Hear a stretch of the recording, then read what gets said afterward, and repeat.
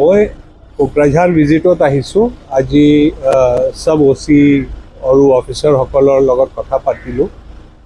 Security situation, crime কেনেকৈ যিমান পুলিচিঙৰ কথা হয় কথা পতা হ'ল। আপুনি সবে জানে যে অকণমান দিন পিছত BTCত কাউন্সিল ইলেকশ্যন হ'ব।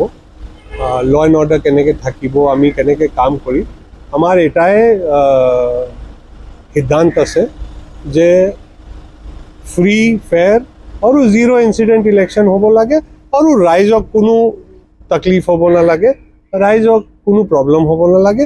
এইটো আমাৰ কাম, এইটো আমি কৰিম বাছ। অ'কে, যিটো হ'ব কোনো ইনচিডেণ্ট হ'লে এজ পাৰ ল আমাৰ মানুহ একশ্যন ল'ব।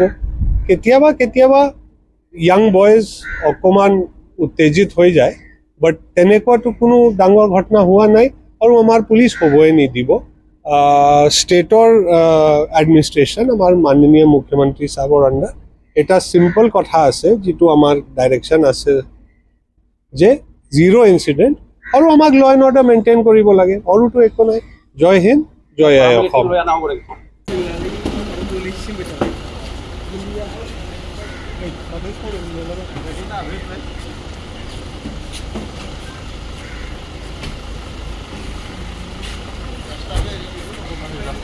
ৰাস্তায়